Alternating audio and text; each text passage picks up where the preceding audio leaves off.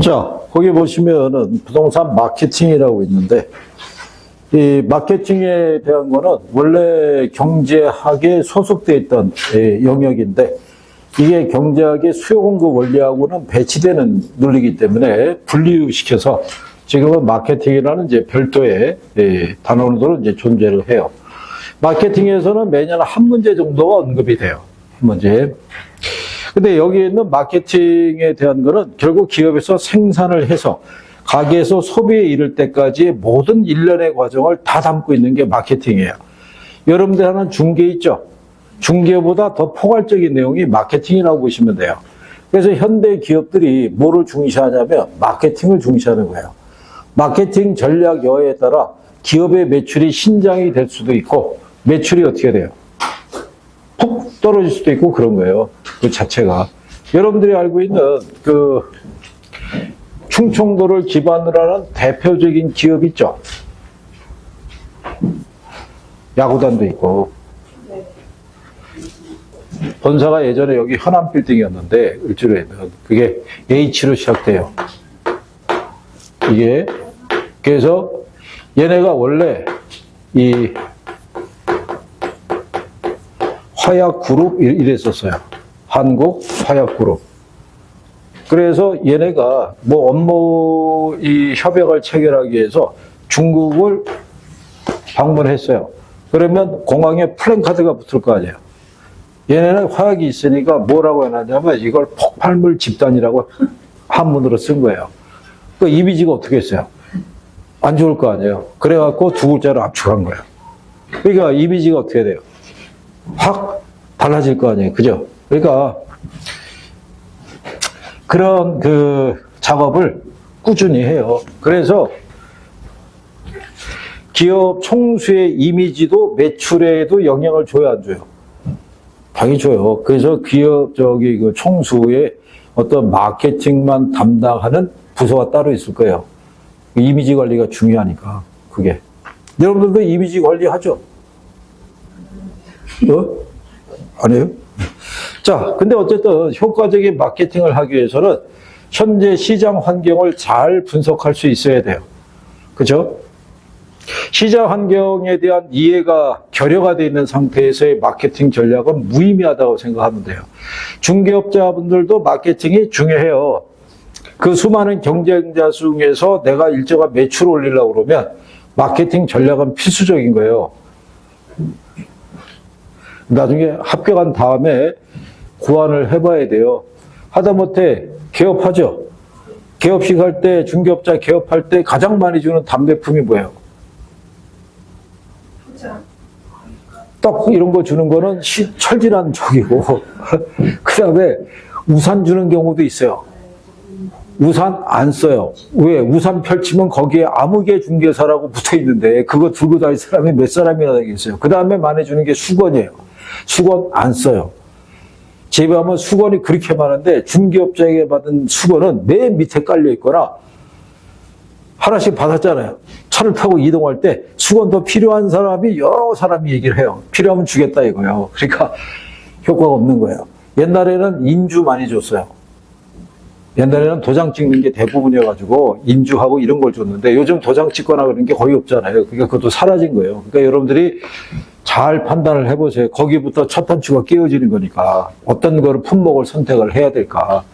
형식으로 주는 게 아니라 진짜 마케팅에 도움이 될 수 있는 거를 주는 게 바람직할 것이다 이런 얘기예요.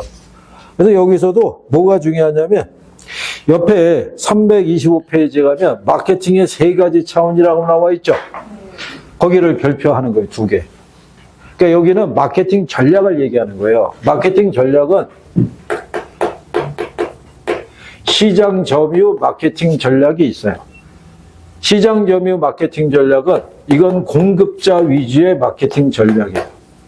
자, 이 시장을 점유하는 거는 누구의 입장에서? 공급자 입장에서. 그래서 얘네가 틈새 시장을 공략하거나 표적 시장을 선점하기 위해서 행하는 게 시장점의 마케팅 전략이에요. 시장점의 마케팅 전략에 가게 되면 SP 전략이 있고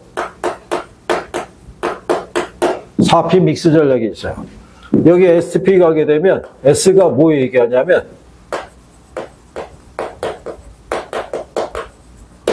이게 마켓 세그멘테이션이라고 그래서 시장을 세분화하는 거예요.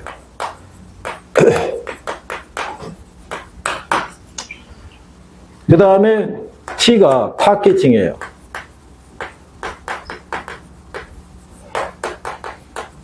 세분화된 시장 안에서 가장 자신 있는 수요자 집단을 선택하는 것을 표적시장 전략, 타겟팅이라고 얘기를 해요. 그 다음에 포지셔닝이라고 얘기를 해요. 이건 차별화를 도모하는 거예요. 요즘은 모든 기업이 제품을 다 잘 만들 거 아니에요.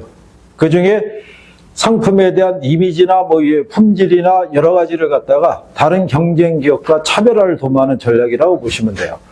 그래서 큰 틀에서 이거를 수립한 다음에 얘를 이해하게 한 세분화된 걸로 4P 믹스 전략이 있는데 네 가지니까 우리가 이렇게 얘기해요.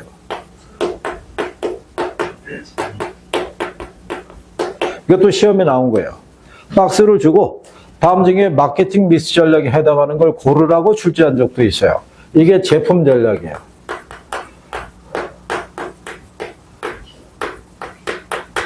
이게 가격 전략이에요. 이게 유통 경로 전략이에요. 이게 판매 촉진 전략이에요.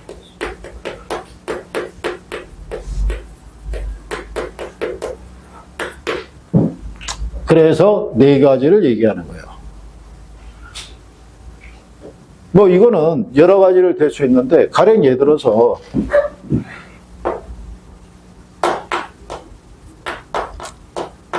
햇땡이라고 하는 즉석밥 아시죠?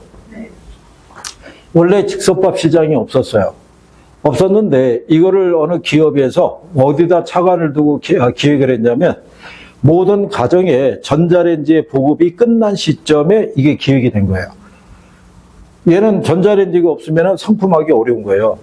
그래서 그거를 기획을 한 거예요. 그러면 얘네는 이 시장을 누구를 공략 대상으로 삼았겠어요? 1인 가구, 그 다음에 신혼부부, 이런 사람들 대상으로 타겟을 정한 거예요. 그리고 뭐하고 차별화가 있겠어요? 기존의 사람들이 인스턴트로 가볍게 먹는 게 컵라면이었다고요. 근데 우리나라 저변에 깔려있는 게 뭐냐면 사람은 그래도 밥심이라는 게 강하게 있던 거예요. 그러니까 비슷한 가격이면 차라리 얘를 선택할 수도 있어요, 없어요? 얘를 선택할 수 있어요. 근데 처음에 출시됐어요. 잘 팔렸다, 안 팔렸다? 안 팔렸어요. 그거를 뒤집은 게 뭐 있겠어요? 그게 블라인드 테스트였어요. 방송 촬영 협조 받아가지고 나 촬영한 거예요. 그래서 대부분의 어머니들이 우리 내 귀한 자식에게 이 즉석밥을 먹인다는 게 말이 되냐 그래갖고 며느리 타박하고 난리가 났던 거예요. 그러니까 시어머니가 오는 날은 이거 꺼내지도 못하는 거예요. 그래서 블라인드 테스트 한 거예요. 뒤쪽에서 갓 지은 밥과 이 밥을 갖다 딱 넣고 밥공기 똑같은 밥공기에 담아서 내려온 거예요. 그때 어머니가 먹어보고 즉석밥이 맛있다고 얘기하고요. 까머니가 즉석밥이었다. 그러니까 이게 이미지가 바뀌기 시작했던 거예요. 그리고 이제 그 제품이라는 거는 설계할 때 몇 분 이내에 먹어야 돼요. 컵라면이 3분이잖아요. 얘도 3분 이내에 조리가 돼야 안 돼요. 조리가 되잖아요. 가격대도 걔네하고 비슷해요.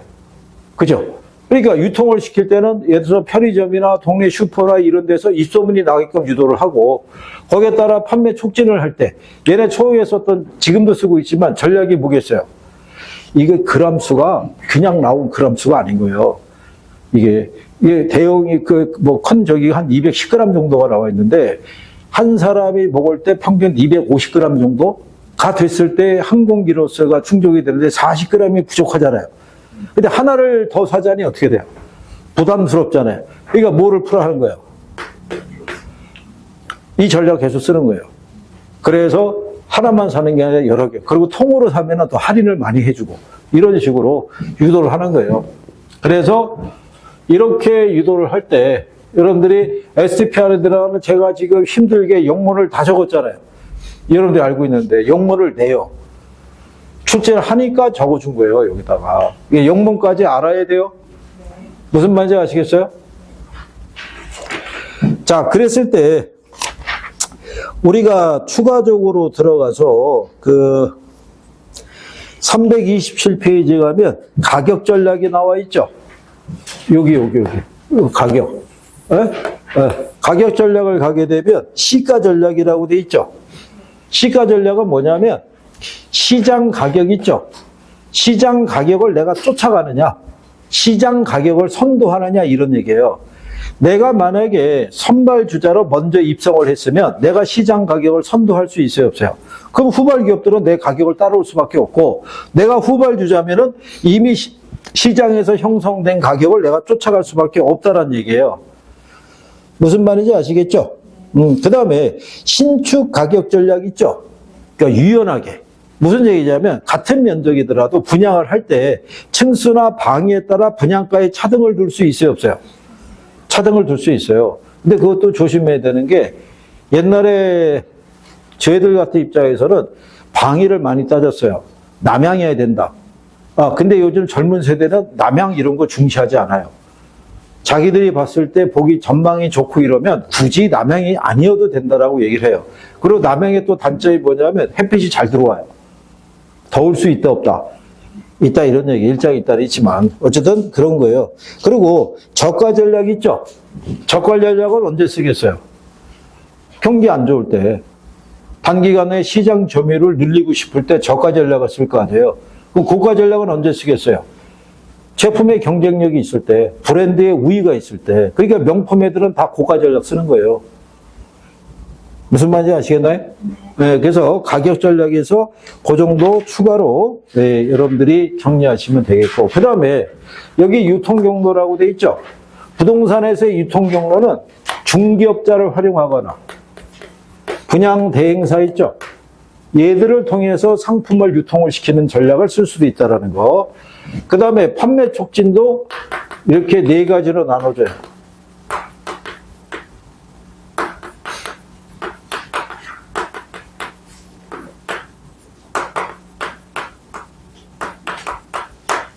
광고를 하거나 홍보를 하거나 인적 판매 아시죠?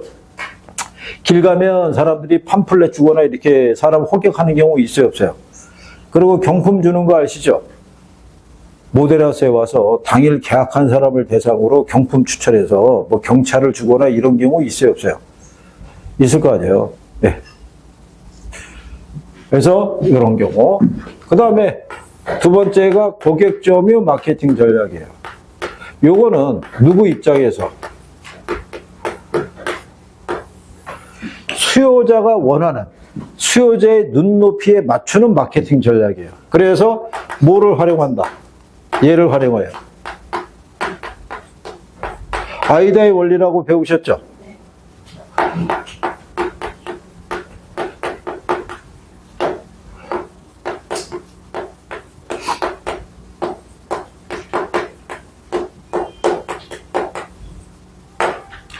제일 먼저 우리가 아이다의 원리에 보게 되면 주의라고 얘기를 하잖아요. 그죠? 원래 이게 주의라는 뜻도 있고 관심이라는 뜻도 있어요. 일단 고객이 그 광고에 뭐를 관심을 가져야 되잖아요. 저게 뭐지? 이런 생각이 들어야 될 거 아니에요. 그래야지 인터레스트라서 흥미를 느낄 거 아니에요. 그죠? 그래서 요즘 여러분들 아시다시피 홈쇼핑 판매할 때 보면은 경쟁이 치열한 거예요. 그래서 홈쇼핑 옛날에 여러분들이 지금은 TV 채널을 이거 리모컨으로 돌리죠. 옛날에는 사람이 돌렸잖아요. 채널 바꿀 때.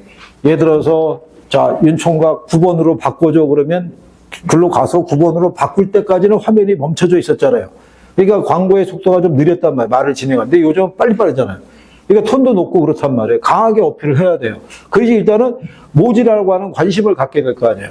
그리고 내용을 조금 듣다 보면 거기에 뭐를 느껴야 돼요? 흥미를 느껴야 돼요. 야, 저거 한번 사볼까? 그런 욕구나 욕망을 불러일으킬 수 있어야 돼요. 그리고 마지막에 뭐로 이어져야 돼요? 계약으로. 근데 부동산 계약시킬 때 제일 위험한 게 계약자가 다른 사람과 같이 왔을 때 그 사람이 꼭 초를 쳐요. 막 계약하려고 그러면 나 같으면 한 번 더 생각해 보겠다는 도, 나 같으면 딴 데도 한번 가보겠다는 도 이렇게 얘기를 해요. 그래서 그럴 때를 대비해서 분양업체에서는 경품을 준비하고 있어요. 그래서 같이 오신 분들에게 드리려고 이런 사은품을 준비했다 그래서 그 사람을 다른 방으로 분리시켜야 돼요. 그 사이에 계약서에 사인하게끔 유도해줘야 돼요. 실제로 그렇게 해야 되는 거예요. 왜냐하면 우리가 그 이제 시어머니보다 말리는 시누이가 더 밉다고 옆에서 지는 살 것도 아니면서 괜히 초를 치는 경우가 있어요, 없어요? 그걸 어떻게 뿅망치를 기절시킬 수는 없으니까 어떻게든 옆으로 격리시켜가지고 계약을 유도해야 될 거 아니에요, 그죠? 얘도 출제해요. 그래서 얘도 영문으로 적은 거예요. 아이디어의 원리도. 그래서 요즘은 소비자의 개성을 점점 인식하는 추세예요. 옛날에 우리나라는 획일적 마케팅에서 지금은 고객의 개성을 중시한다고요. 그게. 그 다음에 마지막이 관계 마케팅이에요. 이거는 수요자하고 공급자 있죠? 지속적인 상호 관계 있죠? 예, 이거를 유지하는 거예요. 이거를 주로 브랜드에 대한 이미지 있죠? 이걸 각인시키는 거예요. 브랜드에 대한 이미지가 되게 중요해요. 걔만 딱 떠올리면은, 야, 얘네 진짜 잘 만들어. 얘는 진짜 AS를 잘해줘. 얘네가 지은 건 진짜 튼튼해. 참고로, 지금은 문을 닫았고, 이름만 살아있나 모르겠는데, 대구 지역을 중심으로 하는 우땡이라고 하는 건설사가 있었어요. 얘네가 중견 건설사인데 소비자사에서 무슨 입소문이 퍼졌냐면 마무리 공사 시공을 할 때 여기 회장이 망치 있죠? 이거 들고 다니면서 벽체를 두들겨 본다는 거예요. 두들겨 봐서 소리가 뭐 공명이 나거나 뭔가 부실하다 싶으면 부셔 이렇게 됐다는 거예요. 다시 지으라고. 그러면 손실이 크잖아요. 근데도 모토가 뭐냐면 안전하고 튼튼한 주택을 공급하는 게 자기의 모토다 이거예요.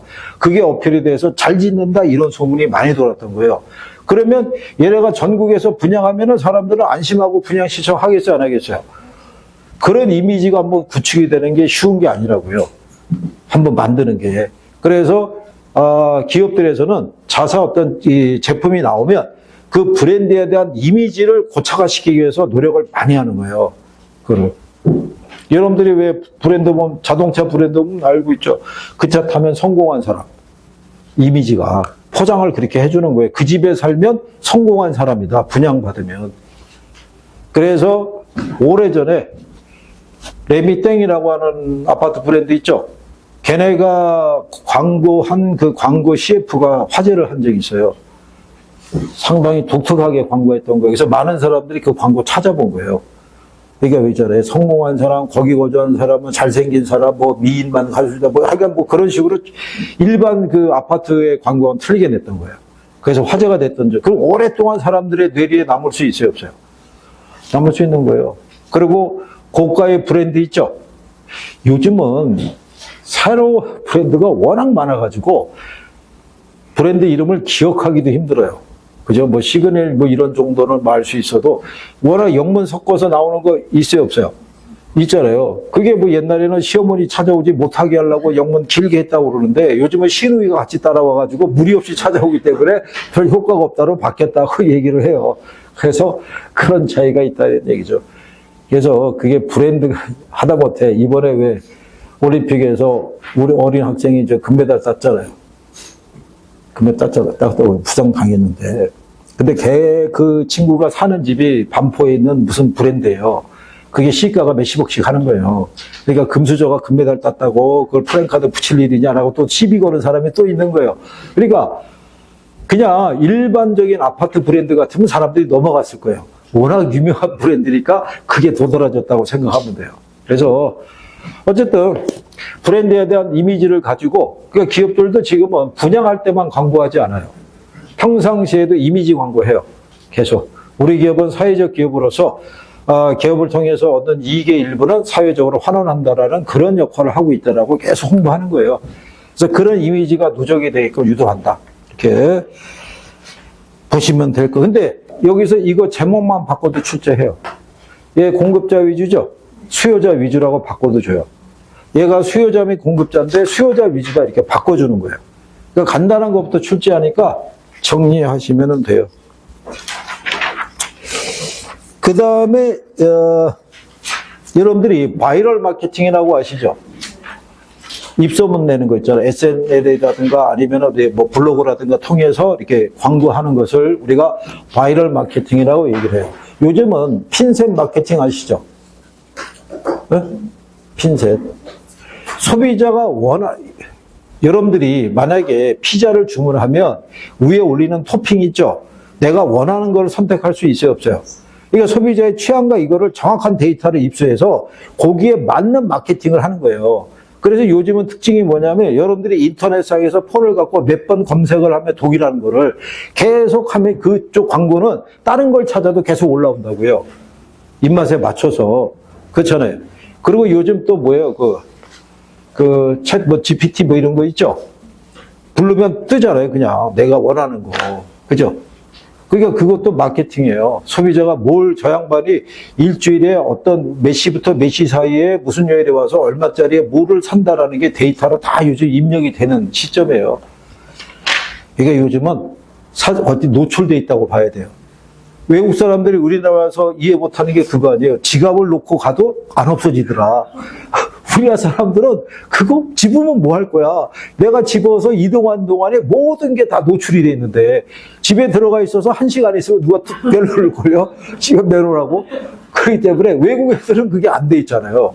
그러니까는 그게 이제 우리보다 좀 더 심한 게 이제 중국 애들이고 중국 애들은 안면 인식으로도 된다는 거 아니에요. 얼굴 보고 저놈이 범죄자까지 판별이 되니까 돌아날 수는 없는 구조인데 우리는 최소한의 CCTV가 발달이 되어 있으니까 어디서 뭐 절도를 해서 들고 간다는 건 있을 수가 없는 거예요. 그거는. 근데 외국인들 입장에서 보면 신기하죠. 아니 카페에다 노트북을 두고 거기다 폰에다가 지갑까지 두고 나가는데 아무 일도 안 일어나는 거예요. 그러니까 얘네들은 희한한 거죠. 근데 우리나라는 그게 당연시 여기고 있는 거죠. 그게. 그렇게 당연한 거 합격을 해서, 그죠? 당연하듯이 이 바닥을 떠나면 얼마나 좋겠어요. 그죠? 그 다음에 이제 뒤로 넘어가면 간평이에요.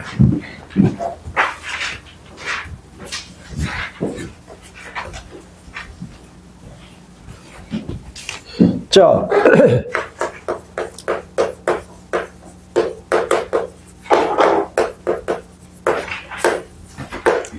감정평가로는 6문제 내외를 내도록 되어 있어요.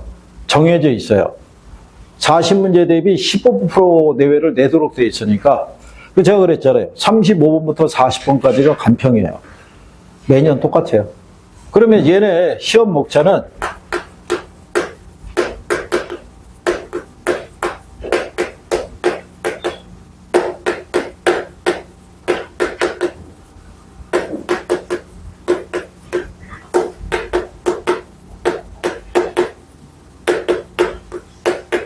산업인력관리공단에서는 이거 3가지를 제시하고 있어요.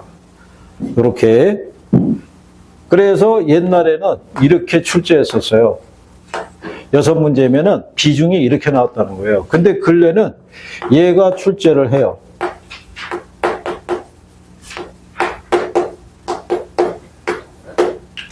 얘도 출제를 하는 거예요. 감정평가 규칙. 그래서 요즘은 네, 이런 식으로 비중이 늘어난 거예요. 올해도 작년도 나왔어요. 감정평가 규칙에 대해서. 내는 거예요, 그냥.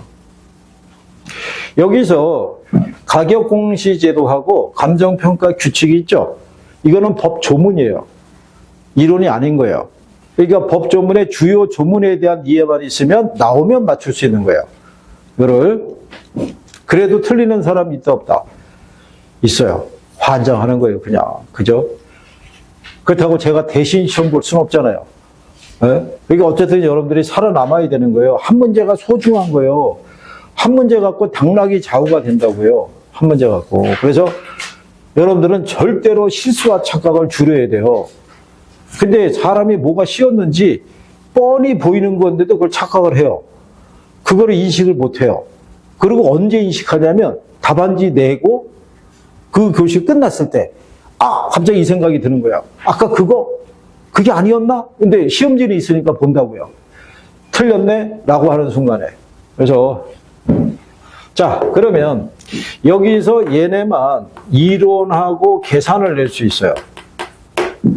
감정평가 방식에서. 근데 얘네 계산 문제는 매년 나와요. 이론도 나올 수 있는데 이론이 안 나오고 계산 문제로만 2개, 3개 깔리고 넘어갈 수도 있어요. 그래서 그러면 선생이 단원에 나올 만한 애들 지금 몇 개씩 있다라고 얘기하잖아요. 그럼 이 안에 들어가면 별표 또 해줘요, 안 해줘요? 해주잖아요. 그래서 요것만 조금 이해하면 돼요. 경제나 투자나 금융보다는 간평이 쉬운 거예요. 간평은 딱 정해진 룰 안에서 움직이는 거예요. 새로운 논리가 들어올 게 없어요. 그래서 자, 거기 보시면 제일 먼저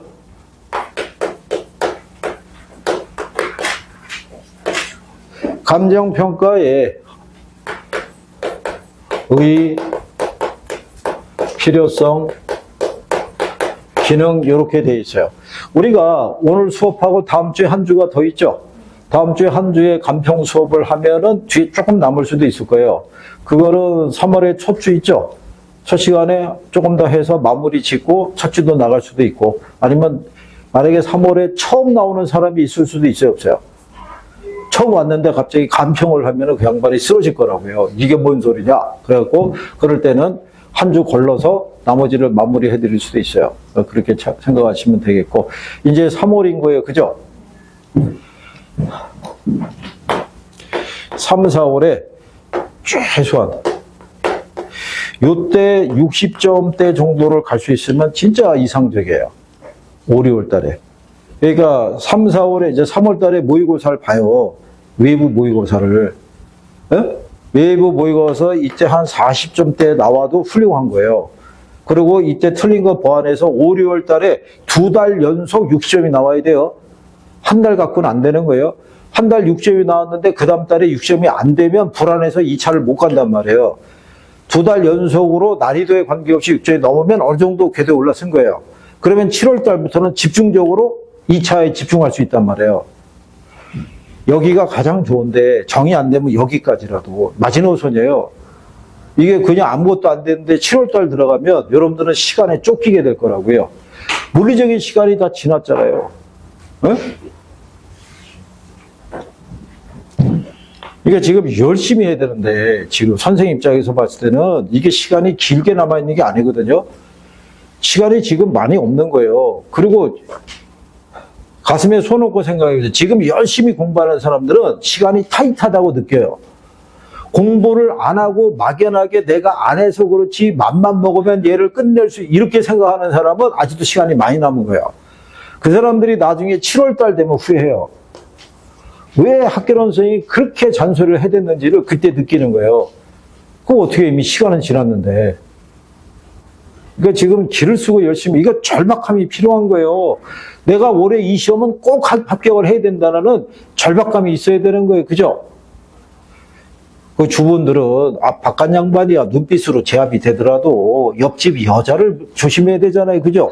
옆집 여자는 나하고 내공이 비슷하잖아요. 그죠? 그 여자 입을 막을 수는 없는 거예요. 그죠? 열심히 해야 돼요. 그리고 여기 처녀총각들은 지금 여친이나 남친이 지금 나중에 결혼시장에 같이 있을지는 모르겠으나 만약에 실제로 결혼까지 이어지게 되면 평생 책 잡힐 일이라고. 저 인간이 옛날에 중개사 시험 보다고 깔짝댔다가 결국 떨어졌는데 결국 애도 다 그거 닮지 뭐 누구 닮겠어? 이렇게 가는 거야 이제. 큰일 나는 거야 이제. 소문은 다 돌았고. 아니 윤총각은 여친 없어? 그래서 여유 있는 표정을 짓는 거야? 참, 너 그게 모르게 될 것 같니? 다 알게 된다. 너 나중에 명절 때 돼봐라. 너 저기 신부 데리고 있을 때 인척이 얘기한다. 야, 쟤가 옛날에 말이야. 너 모르지? 쟤 중개사 시험 봤다가 떨어졌잖아. 깔끔하게. 바로 전달이 돼. 방심할 일이 아닌 거야. 너 지금 중개사 시험 보는 거 외가에서 알아볼라. 알고 있을 거 아니야. 그럼 너 내년 이맘때도 외가 가, 안 가? 할 거 아니야. 가면 꼭 물어본다니까. 어떻게 됐니? 그 전에 결과를 알고 있을 거야. 자, 어쨌든 감정평가의 의의가 나와 있는데 의의를 보시게 되면 자, 토지 등의 경제적 가치를 판정해서 결과를 가액으로 표시하는 거라고 돼 있죠. 이게 법률에서 규정한 정의예요. 그러니까 거기 보면 토지 등이라는 건 감정평가의 대상물을 얘기하는 거고 경제적 가치라는 거는 크게 시장 가치를 지칭하기도 해요. 그래서 거기 보면 그 결과를 가액으로 표시하도록 돼 있죠. 가액은 현재 가치 기준이라고 보시면 돼요.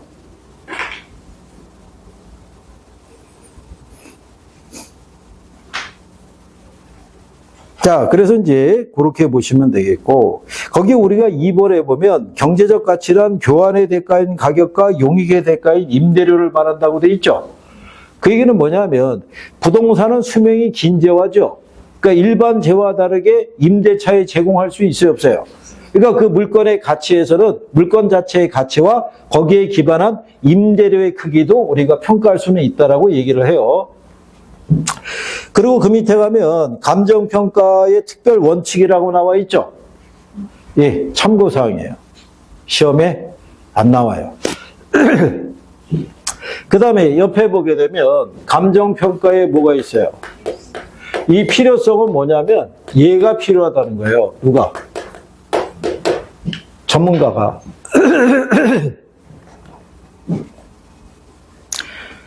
자, 여러분들이 보면 첫 번째, 부동산 시장이 합리적 시장이 되지 못하니까 합리적 가격의 형성이 곤란하다고 돼 있죠. 앞에 여러분들이 부증성 배우셨죠? 부증성으로 인해서 수요와 공급 관계가 이렇게 된다고요.